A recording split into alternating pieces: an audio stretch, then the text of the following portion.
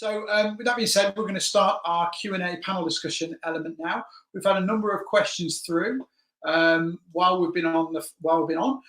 So I'm going to work through those now. Feel free to keep those coming via the email address. I will submit those to our panel. And just an internal note to our panel, guys. I'm going to pick and choose who I send the questions to and who we think is relevant.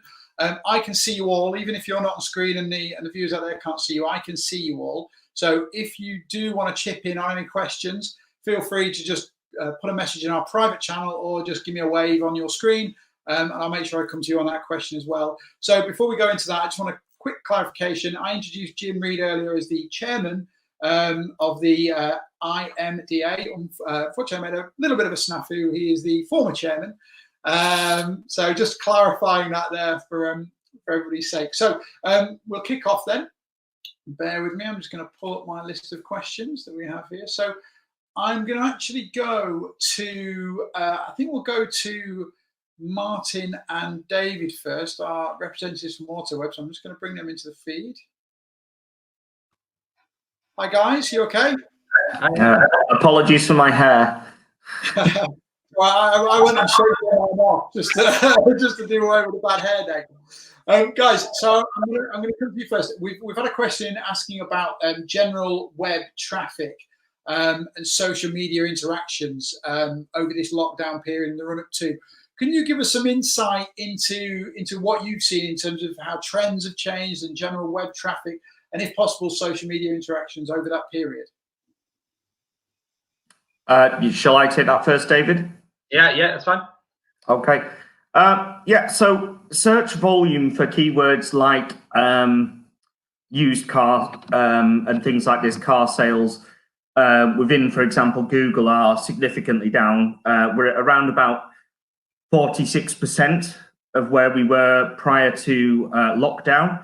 In terms of how that translates into website traffic, of course, it depends on the channels that are bringing people to the website. But if we focus on search, Google organic search, we're seeing a big range, actually, I would say.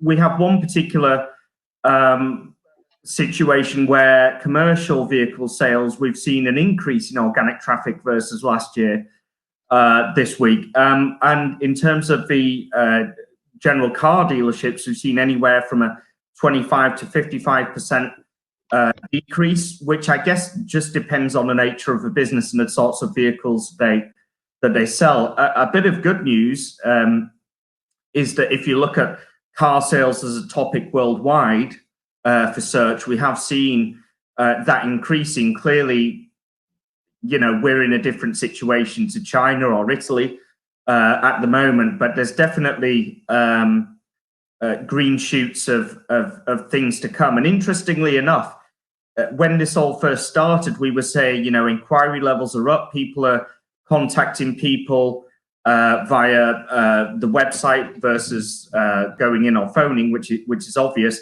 But we did see a reduction in inquiries of the softer types of things like part exchange valuations, etc. However, last week, in quite a number of cases, we've actually seen an increase year on year in those, which is interesting. So consumer behavior is changing. And the thing for me is people ask for statistics and things like this. But the truth is, whatever I said 2 months ago is not relevant anymore because the whole situation's changed. And we're just trying to get a big enough sample size to try and advise people. But what I would say is, certainly from our side, we've seen behavior change week to week. And at the moment, the fact that people are inquiring through things like part exchange and finance is a significant improvement over where we were at the start of the lockdown, which was people inquiring for general needs. And what we weren't quick to do is say, oh, sales leads are up, because clearly we know our clients are going through a very, very hard time in terms of the showrooms being closed, and we know cars are not being sold. It was just announced today, I think, a 97% drop in new car sales. To be honest, I was expecting like 100%. Things seem to be showing signs of change and improving, and we are seeing increased search volume, increased soft leads, which is showing signs of getting back to some sort of normality. So, David, I don't know if you wanted to mention anything about the paid side of things, or. Yeah, I mean, yeah. On that point, you were saying about the figures, and just to reconfirm what Sarah said, in terms of how people are using social, it has changed. I mean, everything has changed, but the way people are looking at social now in terms of a channel driver. So there's two parts that, as I see it, two sides to it. So there's the resource hub part that Sarah discussed. I think it's a valid point. So looking at kind of what is possible in terms of what your dealership is capable of doing, stay in touch with your customers, how whatever services you are offering, if you're offering to deliver cars, how you're working within the COVID guidelines and making sure that you're staying safe, that your customers stay safe, more importantly. Another point as well is an engagement of humor. I think we are all in a boat whereby nobody really knows what's going on. There's a level of uncertainty. And sometimes in these situations, an injection of humor is quite a good way of dealing with it. So whether that is using Snapchat, TikTok, doesn't really matter what channels they are, but having a strategy around that, knowing your audience, what sort of things are being asked by your audience, what are they wanting to know, because that generally will drive your strategy going forward.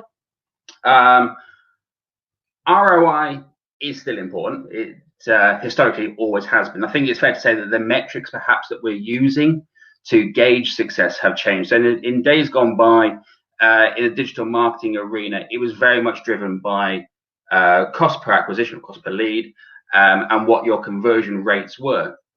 Now, I think it's fair to say that with changes in traffic, those metrics to some degree have changed.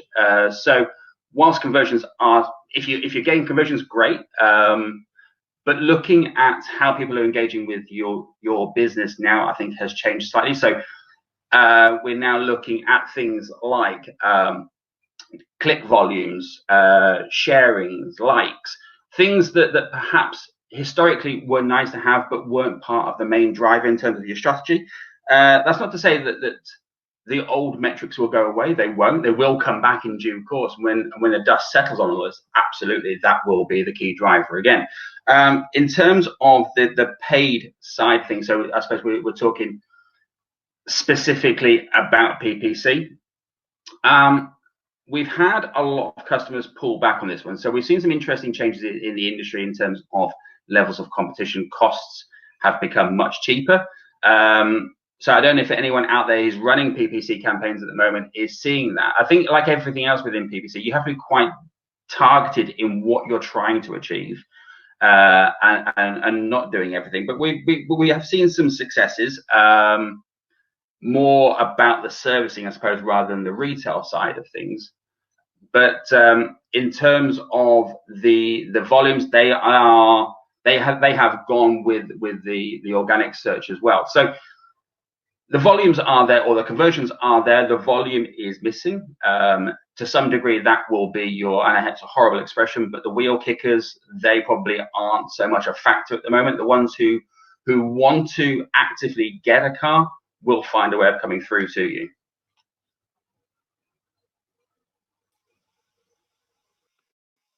That's fantastic. Thank you, Martin and David, for that. What I'm going to do now is I'm going to come to Jim Reed. Jim, good morning. How are you doing? Morning. How are you? Yeah, very well, thanks. Thanks for joining us at such short notice as well. That was really appreciated. No problem at all. No problem at all. My diary's not that full just now, Paul. No, quite. Well, let's see what we can do about that, eh? I've got a question for you, Jim, but before I do, I thought it might be quite interesting to give the same question to you as we've just given to Martin and David about any changes you've seen over the last few weeks. Obviously, you're an independent over at Jim Reed Vehicle Sales, and a lot of the people watching this webinar are going to be similarly independent. So have you got anything you can add to that? Yeah, I mean, I think I think volume of traffic, obviously, to the website is down. You know, I mean, it is down. There's absolutely no doubt about that. What we have measured, obviously, on social media side of things, which I think, you know, is a measure of some degree, because obviously trying to get people on your website is the ultimate. But the reality is, you've obviously got to get some level of interaction and engagement with obviously your customers and your customer database, which is obviously on your Facebook page and your LinkedIn page and so on. And what we have seen over the last 7 days, which has been a massive increase in our engagement level and the amount of sharing that's been on the go, I think that's maybe to do with the quality of posts we've had. I think that's a lot to do with it. But there's certainly a lot more people getting involved actively, and I think a bit more positively as well, Paul, when it comes to the social media aspect, which is really encouraging, you know, because that then tends to, you know, start to go into, you know, looks and on our website and checking out the stock from there. So I mean, certainly that, you know, there's definitely people out there looking at the social media, looking at the posts. There, you know, you mentioned humor. Yes, you've got to have a little bit of humor. You've obviously got to have empathy towards obviously what's happening in the bigger picture as well. And it's really nice to see Sarah when she actually introduced, you know, the react, respond, and re-emerge. And I spoke about this early on. I think one of your early ones, and that's exactly how we've set out, you know, our, you know, plan or our strategy going forward with the social media, because it is very much that. And you've got to listen to the room. You know, you've got to listen to the feedback. You've got to listen to your followers, and you've got to understand and listen to what actually what the tone is out there, to see what you can get, you know, what you can actually post out there. Because just now, you know, we're likely just a week away. I almost put a Saturday, we normally do a Saturday walk around live of our stock. I almost come down here on Saturday morning, and I stopped short because I spoke to my wife, and Gail says, no, I think it feels right. He spoke to Phil, and he says, we're likely just a week away. And I think he's right. You know, we will actually do a Saturday morning live, which is our first live walk around of the stock this Saturday coming. And that will be the start of hopefully the start of the breaking in the back of getting into the stock again. So yeah, so there's been a bit of increase, and it's great to see. Well, that's fantastic, and I mean, I really like, you know, the idea of taking the temperature. I think people in this industry are pretty good at following their nose about things like that, and I think there's been a consistent sort of message that we've heard that really sort of this week is the start of things turning, and there's a real sense on the ground that we're going to be looking to wrap things up in the next week. So that's great that, you know, you're sharing that as well. The question I had for you actually was in terms of the it's a kind of two-part question, really. Like, you know, previous to this all kicking off, what were, you know, you had your physical presence and you had your online presence, and we're really interested to know what the sort of the relative importance felt like to you as a business owner previously, and maybe what you predict might be the case in the relationship between the two going now. Is one we're going to become more important than it was prior, or do you think that things will settle back down to where they were? Yeah, I mean, obviously the online, the e-commerce side of things will definitely increase. There's absolutely no shadow of doubt about that. You know, there's real fear out there, Paul. That's the thing. You know, there's real fear. People have got real fear. There's different types of people out there, and it's different how they've responded to it. And I think there's real fear for a lot of people about catching this horrible virus.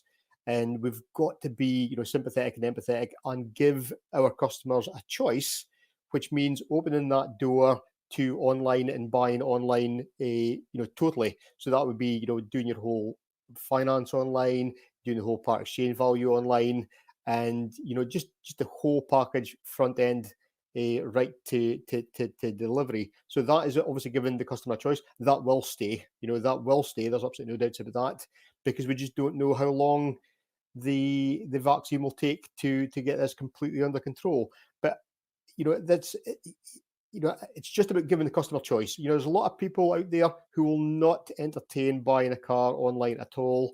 They certainly won't buy a car, you know, on finance. It's just completely out of sorts for them.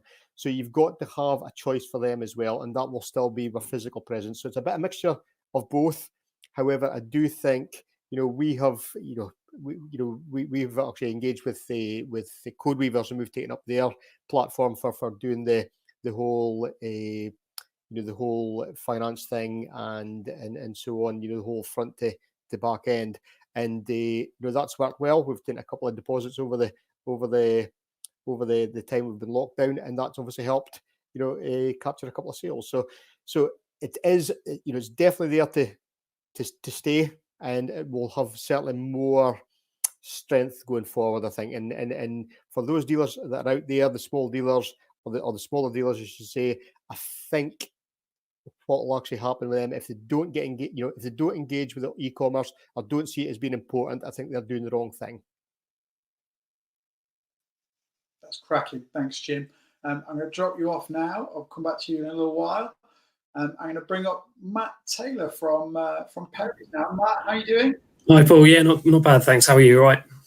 Yeah, very well, thanks. Thanks for your patience. You've been sitting there patiently for a while now, so I'll come to you. Really, we got this question just a few minutes ago. I thought it was a really interesting one to put to you guys. Obviously, Perry's have got a huge network with a lot of resource, both in the digital space and guys on the ground in the showroom. So, what I'd like, it might be early days, but if you could give us some sort of idea that you might have tossed around internally, the relationship between your showroom staff and your digital side of your business. Obviously, there's been a relationship in the past, in the traditionalist versus the new way of doing business, I guess. But has there been any discussion about how that relationship might change or become closer or more symbiotic in the coming days and weeks? Yeah, I think it's really important that about this, because I think one of the things previously to now is that it will seem very separate, but actually it's pretty key towards actually getting engagement online. You think about having your stock on, around the web, including Sarah mentioned Facebook Marketplace. You've got the ability in most cases to add video and walk arounds to the actual ads themselves. So it's pretty key to actually work with the showrooms themselves, and actually, especially coming out of this period that we're in, and everyone's worried, everyone's quite unsure and uncertain on how things are going, and how the new norm is going to be. I know it's been mentioned so many times at the moment, but the actual dealerships themselves, I suppose it's working with them to make sure that if they need assistance and if they need that support, and working with them as they start to come back in. Obviously, the new we don't know how the new sort of rollout is going to be back to getting normal again. But it's key that we work alongside them with that, and especially just looking at moving forward. It's actually something that's already happening with other industries. So it's kind of forced our hand to make sure that we work closely with our teams, because you work with you go to Apple, for example, that you need to fix your phone. You'll have already inquired online, you've passed your details over, and by the time you get to the store and actually have your your session with them, with the what do they call them, the geeks or something like that. So it's just they already know exactly where you are in terms of your device, your name, where you're from. The whole conversation they've already picked up on. So it's that frictionless process. And I know Facebook recently came out with a deck on making sure we're frictionless, but I think that's even more prevalent now than it was before. And as Jim mentioned earlier, it's all about having choice now. People might not want to come down at the moment for obvious reasons, and it's probably going to be the case for quite a while as we come out from this horrible disease, horrible virus. But it's just key that we work alongside the teams, and I think it will bring us closer for sure.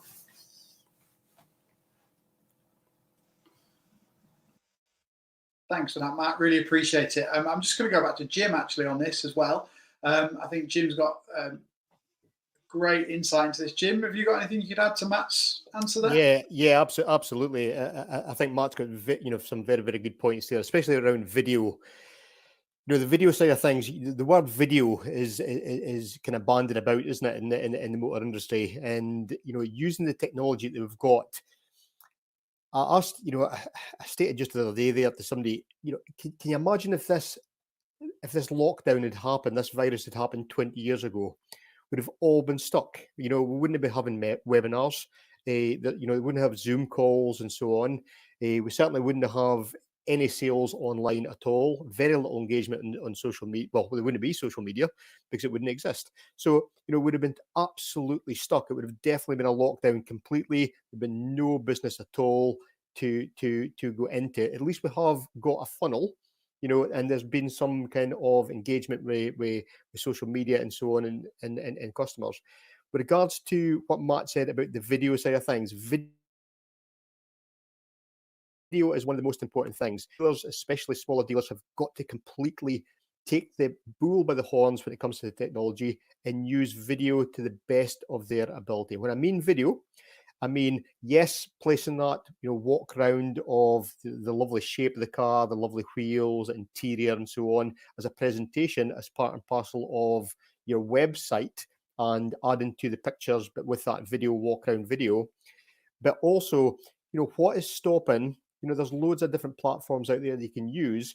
When somebody, you've got to stand out from the crowd. So when somebody actually emails in now on any car, so I use, BMW, for instance, we will actually go back to them automatically because there's normally a mobile number or an email address, and we'll go back automatically with a 2-minute walk around video of that car that they've actually selected, because it's an introduction to you as a person. It's an introduction to the bricks, the showroom itself, and again, likewise to the car itself as well, so they can see the color, they can actually see the interior, because it's better than pictures, and you're actually giving them a walk around specifically for that. But always ask that second question at the end of that video when you actually send it out.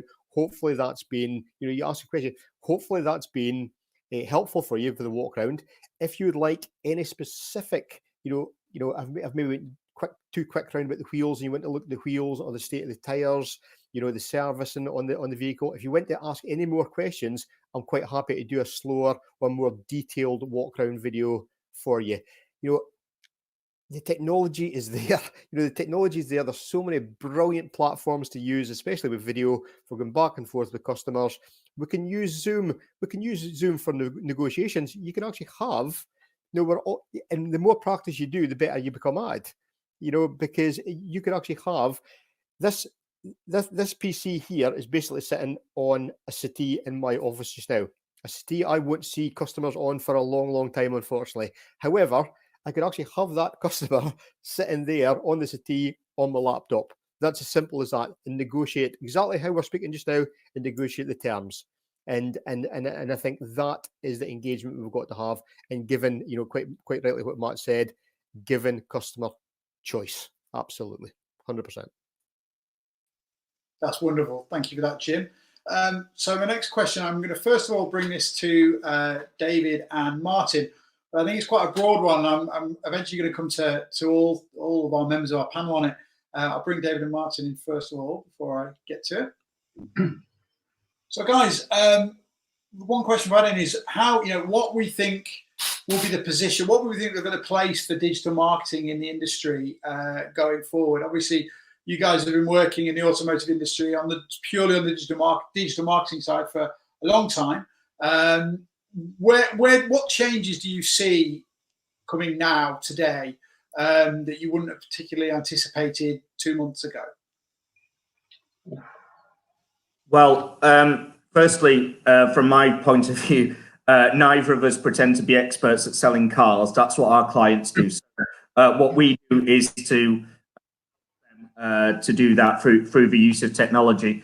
Worth noting, Jim, you mentioned there about e-commerce. Yes, I'm of exactly the same view, and I'm sure you'll come back on that. But we've actually now included that as standard, free of charge, as part of our platform end-to-end e-commerce. But I do believe that people buy from people.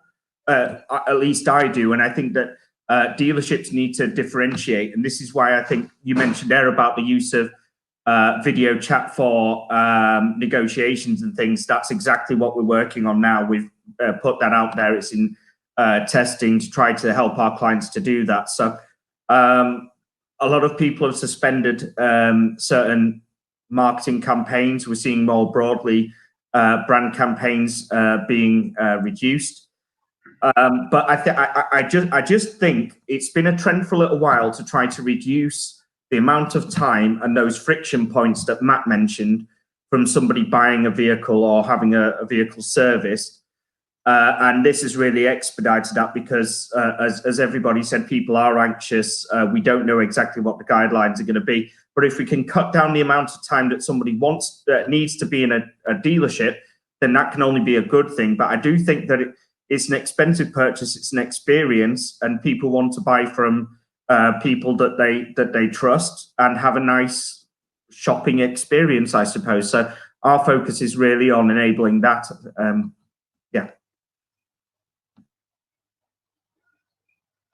Yeah, I mean, the other thing I have to add on that is leveraging your previous clients. So one of the things we talked about in the past is about utilizing your CRM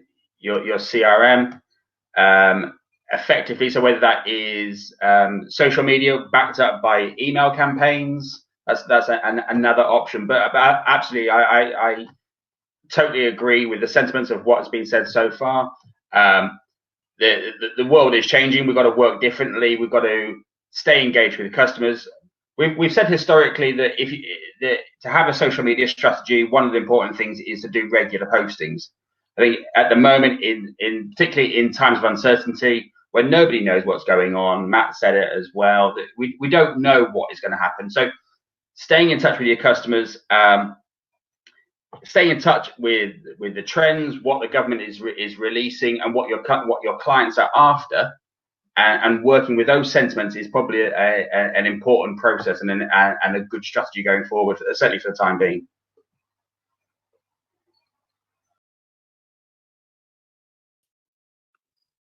Yeah, thank you for that, guys. Yeah, just to add from a slight point from my point of view, I've had various dealers with potential various conversations with potential customers over the last few days. I think the overriding sentiment for them is choice.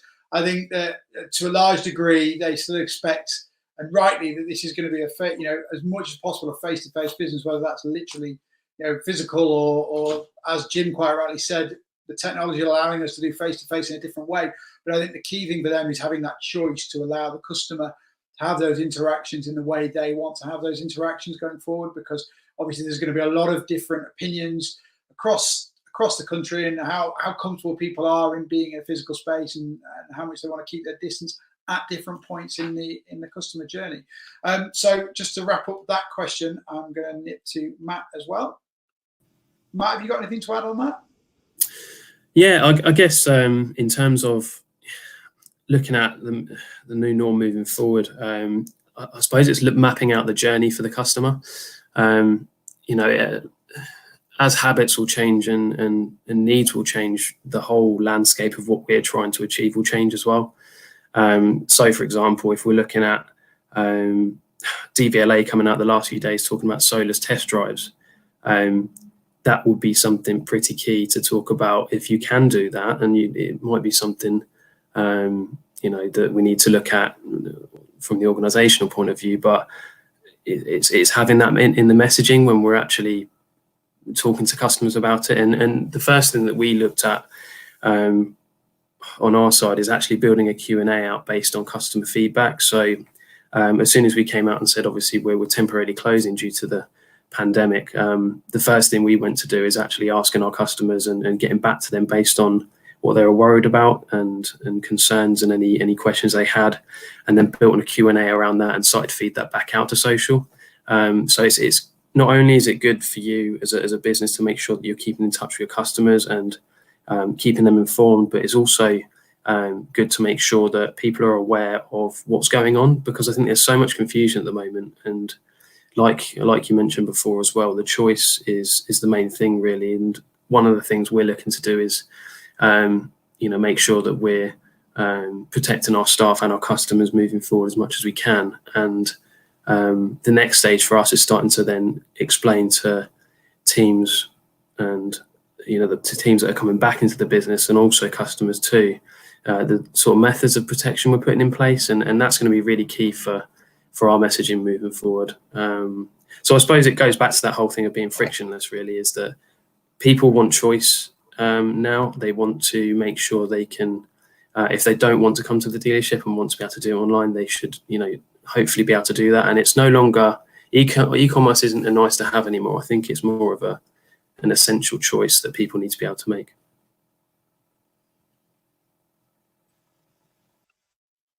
Yeah, that's it. That nice to have two essential choices, something we've certainly been talking a lot of in the office as well. So I'm conscious of the time. We've got about 9 minutes left. So I want to go to Jim once more before we wrap up. Jim, the question for you that I think you'd be really good at answering here, it's come in, is in terms of shifting focus online in the future, where do you see yourself being able to set yourself apart? Obviously, you're really well versed in doing that in a physical space and obviously online. But is there anything you're mindful of going forward that you and other dealerships might need to take into account to put yourselves forward against potentially sort of more disparate competition? That's a really good question, isn't it, Paul? And thanks for putting me on the spot there. Yeah, I mean, we've obviously been doing a lot of thinking about, what we can do completely differently with customers, because you've got to stand out from the crowd. I mean, it's very easy to stand out from the crowd. Well, it's not so easy to stand out from the crowd when you've got other dealers on your doorstep anyway, because you've just got lines and lines of cars. But it is, going back to what Martin quite rightly said and completely nailed it. It is, it's all about people. It's a people business. We're all in, and people buy from people. And seeing, looking straight into somebody's eyes when you're actually doing a deal is very important. And this is why I think conversational style video is going to be very, very important going forward. I think the video aspect is immense. I think even taking that step further, I think going back to one of the things that Matt said, and I know that IMD were very, very active in gaining the DVLA to make that change to do unaccompanied test drives with trade plates, which I think is going to be a major thing for customers and getting customers out in cars, and obviously for the safety of our staff as well. But you can actually take it a step further, because what you can actually do is you can actually take a customer for a virtual test drive in the car of their choice. There's nothing stopping you doing that, because you can actually take them down the road and you can actually describe to them, like a Jeremy Clarkson type thing, and drive the car and speak them through obviously the gear change, the indicator, the comfort, the feedback of the steering. You can actually package that and put it back to the customer. So it's almost a virtual test drive. So if they are further afield and they don't want to come in, and they do it as a distance sale, and as long as you've got your T's and C's, they've got 14 days to put the car back if they don't want it anyway. So the reality is you can actually do the whole thing online if you wanted to, but you've got to stand out from your competition. And I think it's a mixture of doing the thing right when you actually get to the sale part, but you've also got to engage socially with your followers and your customers, and put out that expert view. So you're coming across as an expert in your industry with regards to the health and safety of your staff. For instance, today we had a very successful post today, which we put on Facebook and on LinkedIn, and it's not very often I put exactly the same post on both, but they've done very, very well, both posts. And it was just Phil, my son-in-law and sales manager, taking my temperature with take my temperature on my forehead with the temperature gun. We've both got masks on, and I've got gloves on. I've got my little rucksack on, ready to go and deliver a service customer. I don't have to say in the post what I'm away to do. Because it's obvious that I'm prepared, because I've got a mask on, I've got my gloves on, and so on. I just watched a video, and I won't say who it was at all, but I just watched a video, which I think is a fantastic video, because it introduces obviously the people to the dealership. But as the gentleman's actually saying at his service section, all the staff are wearing masks and gloves. Unfortunately, the staff member behind him on the keyboard isn't wearing gloves or a mask, because I actually looked, because he said it, so you've got to do the right thing, and you've got to watch you don't get caught out, because you're actually building the trust here. It's all about, building and adding trust to what you've actually got. And trust is going to be a major builder going forward. And that's where dealerships can actually stand out from the crowd, if you know what I mean. It's doing the job right and doing it 100%. Doing what you say you do. That's exactly what you do. Does that help? That's a phenomenal answer. Thanks, Jim. I'm sure everyone out there will agree with that. I'm just going to drop you off now and bring Matt in to answer the same question. I know Matt's got some insight into that as well. So, Matt, if you'd like to jump in. Yeah, sure.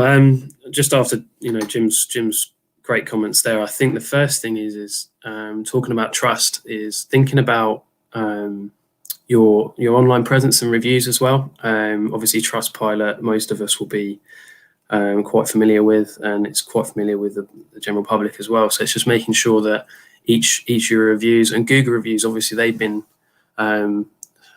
stemmed at the moment just because of the amount of things that's going on, but I believe they'll start to bring that back in slowly. So I think it's just key to make sure that as we start to go into this new sort of stage in where we're at in the new normal, it's making sure that we have those customer reviews back in to say, actually, this is what Perry's are doing, for example, to make sure that I feel safe, the staff feel safe, and actually this journey for me wasn't as stressful as it could have been or needed to be anymore. I think that's the worry that people will have moving forward. And just, I suppose the other point I want to make is taking this time to think about, we talked about mapping out the journey for a customer to make sure it's frictionless, but also looking at the way in which they interact with you now versus how they did before, and taking that data and looking at the different points where you're starting to see drop off and that friction we're talking about, to make sure that, if there's a way that you can start to alleviate that. Is it because you haven't mentioned that you can give a solo test drive and it's forcing you to make an inquiry and book into to do an appointment? That might be something to start to look at as well, and making the most of your, everything that's, you might not be investing money in advertising at the moment for obvious reasons, but there are lots of ways that you can make sure you're capitalizing on everything you can at the moment, updating your Google My Business listings, all the listings you have across the web, making sure they're, I think, like Jim said, making sure that you're doing everything 100%, because sometimes things can be lost when everything's full throttle all the time. But it's making sure that we take the time to look at everything we have and keep it do it as well as we can, really. Yeah. That's awesome, Matt. Thank you very much for that.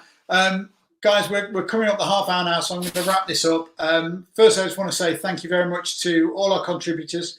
So Sarah from Facebook Marketplace for a wonderful presentation, both to Jim Reed and Matt Taylor.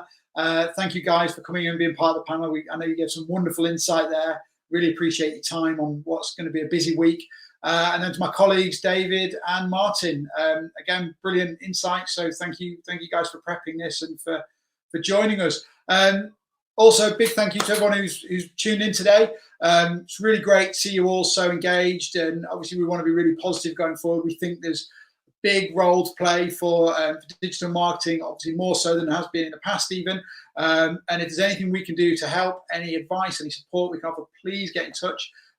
Paul.benson@autoweb.co.uk is my email address, and any of my colleagues will be similarly happy to discuss these with you.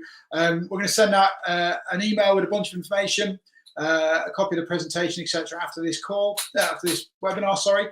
So look out for that this afternoon. But any further questions you've got for any of the guys who've been on the call today, if you want to direct them to me, if they pop into your head this afternoon, I will point those in the right direction and get you some answers. So guys, good luck with the weeks and months ahead. Obviously it's been a tough time. It's going to continue to be challenging, but there's certainly green shoots, and the way the wheels are starting to roll. So hopefully as time goes on, we will see some really positive results and some return to some sort of normalcy. So it's been Paul Benson from Autoweb Design, and have a great day. Thank you.